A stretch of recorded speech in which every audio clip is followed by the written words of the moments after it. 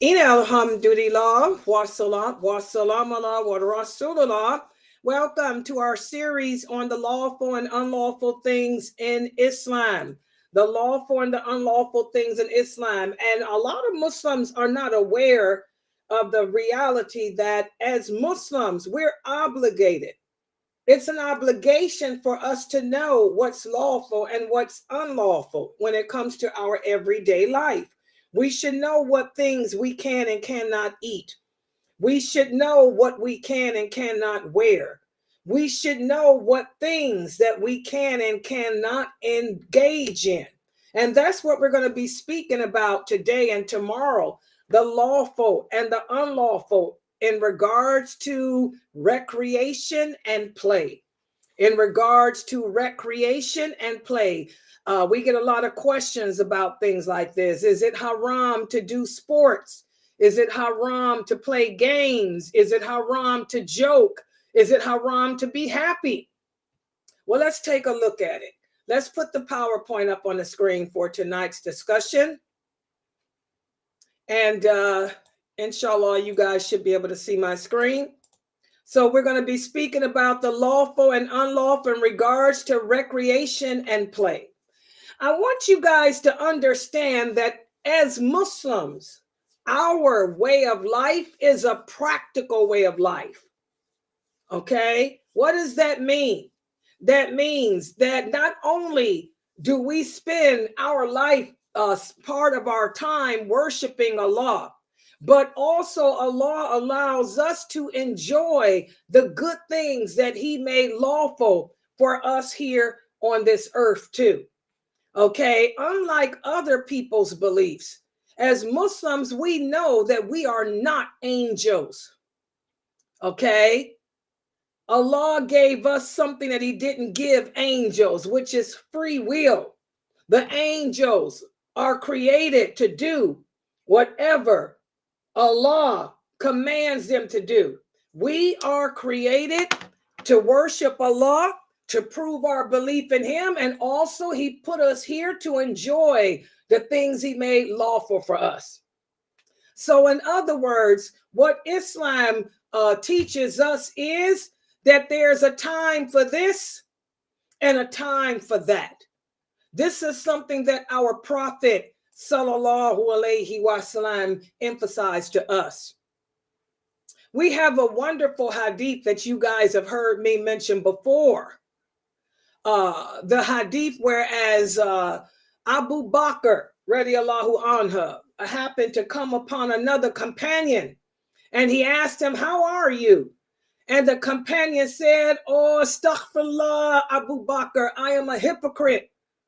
And Abu Bakr said, "Subhanallah, why would you say that about yourself?" And the companion said, "When we are with the Prophet Sallallahu Alaihi Wasallam, he reminds us of the hellfire and he reminds us of paradise as if we can see them. But then when he's done talking and we leave and go home, we play with our wives, we play with our children, and we busy ourselves with our businesses and we forget a lot." And when he said that, Abu Bakr said, "Subhanallah, I experienced the same thing." So he and this other companion together went to visit the Prophet. And the man who Abu Bakr was with said, "O Prophet of Allah, I'm a hypocrite." And the Prophet Sallallahu Alaihi Wasallam asked him, "Why would you say that?" And he told him, "Because when we're around you, we remember Allah, we remember the hellfire. But when we leave you, we go and play with our children. And it's like we forget the things you said." The Prophet Sallallahu Alaihi Wasallam looked at this companion and he said, "Don't you know that if you were to continue to stay at the same level that you are with when I am remembering Allah with you, then the angels would shake your hands with you." He said, don't you know that there's a time for this and a time for that? A time for this and a time for that. A time to pray, a time to sleep, a time to be sad, a time to grieve. Subhanallah, this is one of my favorite hadiths. What the prophet meant when he said, if you were to walk around in a state of remembrance of Allah 24 hours, you would be like the angels. We're not angels. We're human. We have a time to pray, a time to rest, a time to have fun, a time for this. Everything is within balance. As Muslims, everything we do is within balance. We're not too far to the extreme right, nor are we too far to the extreme left. We're balanced between all of that. So it's okay to have fun with your wife. It's okay to play spades. Subhanallah, I was online. You guys know I'm a bid whisk person, but I find it strange that very few people know how to play bid whisk. So my second game is spades. So I was online playing spades the other day, 4 o'clock in the morning, minding my business. I don't hide who I am. I'm Layla Nashiba. Sitting there, I lost a hand online. So my partner left. I was like, okay, wasn't no good partner anyway. Sitting there counting my cards. Somebody pops in the chair across from me. Person says, Layla Nashiba, what you doing playing spades? Looked up, it was one of my students here. One of y'all. I ain't gonna say her name. I said, it's a time for this and a time for that. I said, didn't I teach y'all today? Weren't you at the 6 o'clock class? Yeah. Weren't you at the 9 o'clock class? Yeah. Well, it's 4 o'clock in the morning. I'm getting my spades on. I said, either you play or get up. And if I lose, I'm going to hold you to it. Because I take my card playing serious. And I don't talk across the table. She shut up and we played. We lost, but we played. Okay? So there's a time for this. Who walks around remembering Allah 24 hours? We got to release ourselves. It can't be about the dawah all the time. Subhanallah, I'm reminding people about Allah all the time. Let me refresh. Let me get my head. Let me release myself. Okay? And spades is a good way to do that for me because it involves thinking. So our prophet taught us that everything with us as Muslims is within moderation. And even our prophet, sallallahu alaihi wasallam, was human. He was the perfect example for us. When he was by himself, he would worship Allah with intense devotion. He would stand for long hours during the night praying. But in his living habits and his dealings with others, he was a human being. He enjoyed good things. He used to participate in small talk. He used to smile. He used to laugh. He used to even joke. But he never lied. Okay? Our Prophet Muhammad liked happiness just like anyone else. He disliked grief like anyone else. He used to seek refuge with Allah whenever he was troubled or stressed out. Okay? Just like we do. He used to say, oh Allah, I seek refuge in you from distress and grief. That's something that we need to do. Instead of being such a depressing person, ask Allah. Seek refuge in Allah from that. And also the Prophet sallallahu alaihi wasallam had a sense of humor.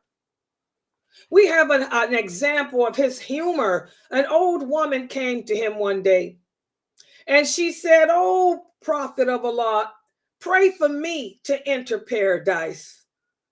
The Prophet sallallahu alaihi wasallam looked at her and he said, there will be no old women in paradise. And when he said that, her expression went blank and she began to cry.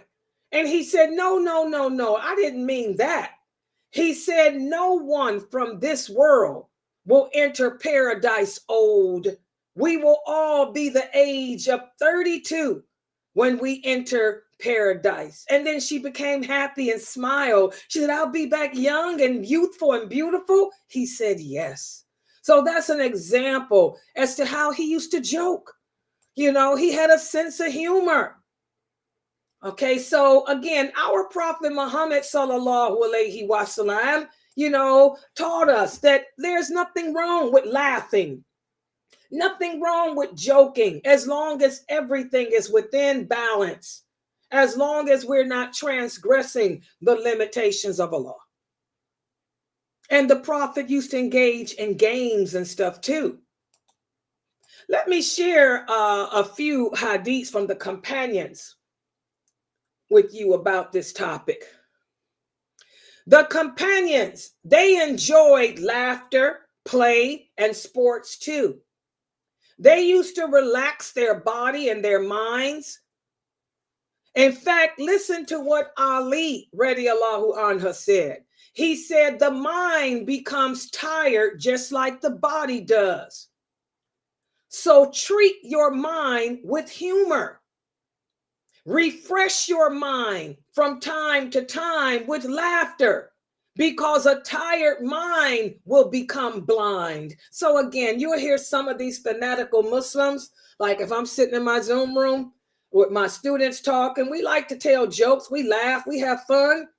Some fanatical Muslim who's uneducated will come in here and say, oh, astaghfirullah, you people going to hell because y'all laughing. So who said we're going to hell because we laugh? The Prophet used to laugh. In fact, laughter keeps the heart alive. Laughter keeps the heart, aware. Why do you want to kill yourself by being so dead and so dry and so harsh? Okay.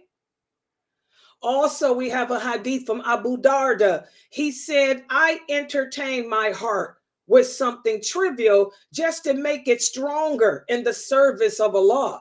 The same with me. Like I told that sister who sat down across from me online to play spades. I said, spades relaxes me. You know, this is when I release myself with spades, I can come back and give you a better lecture tomorrow. And I told her we'll be talking about the lawful and the unlawful in regards to recreation this weekend. And here we are. Okay. So again, guys, entertain your heart with something trivial to keep it stronger in the service of Allah.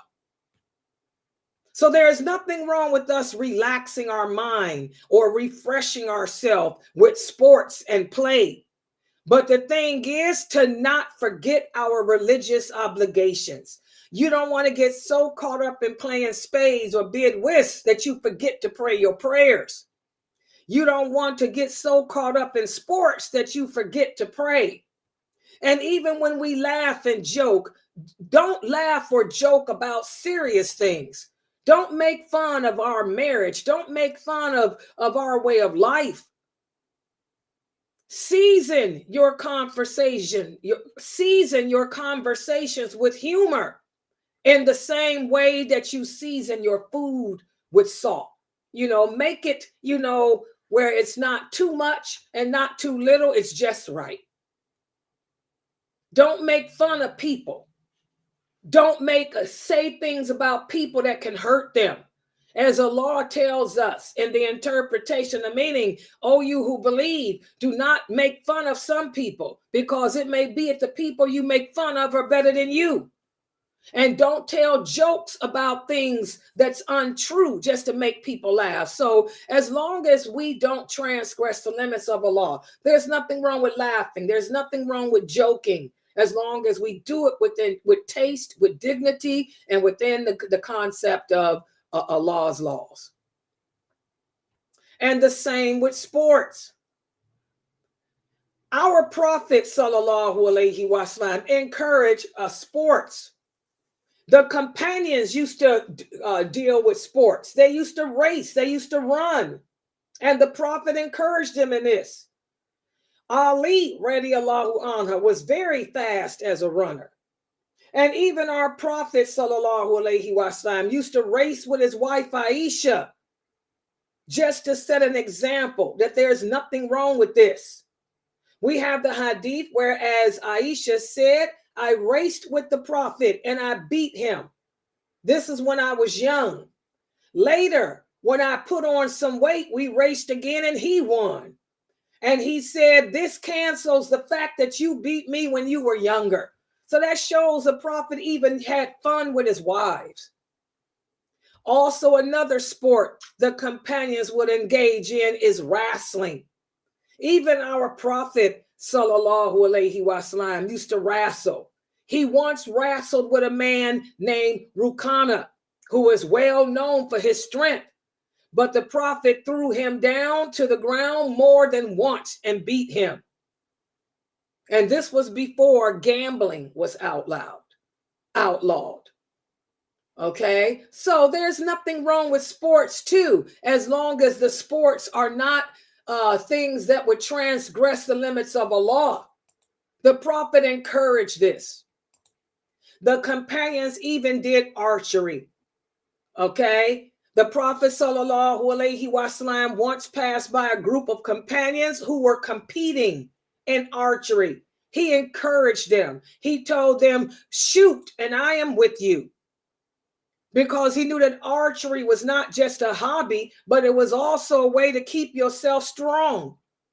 If the Prophet sallallahu alaihi wasallam were living today, he'd probably do archery and guns, and he probably had encouraged the people to do martial arts, because as Muslims, we have to be able to defend ourselves. Okay. In fact, we have a hadith where the Prophet sallallahu alaihi wasallam said, practice archery because it's good for you. So he would tell us, practice martial arts, practice going to the gun range and shooting, because this is good for us. As long as we don't use another creature of Allah as a target. As long as we don't use an animal, a bird, or another human being as a target. So as you can see, guys, Islam is not just a religion, but it's also a beautiful, balanced way of life. You know, we're not angels. None of us can spend all our time just talking about Allah, worshiping Allah. Come on, you get bored, you get tired of that. Put some salt into your life. Have some fun, relax, take some time out. If you're a woman like me, I don't go anywhere. I don't have a husband. I relax by playing spades online. That's my hobby. Everybody knows me well knows Layla's going to go online and play spades with real people, because that's how I release it. I also exercise. I love to exercise. I exercise at least 3 days a week because it keeps my body fit. It also keeps my mind sharp. Okay? And I love to joke.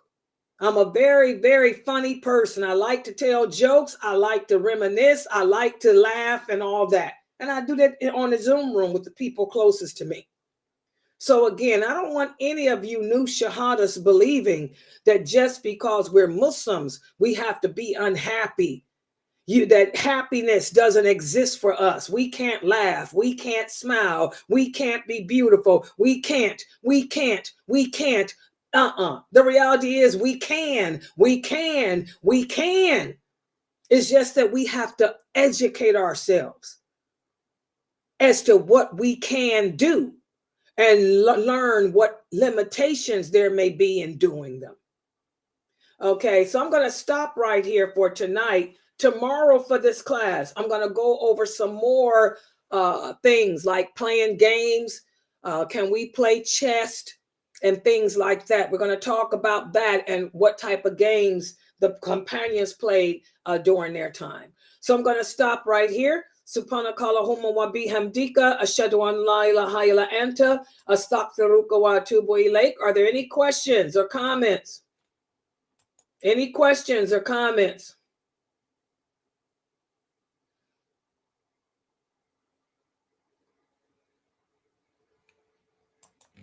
Okay. Tomorrow, don't forget, we have the Sunnah Followers Kids program tomorrow.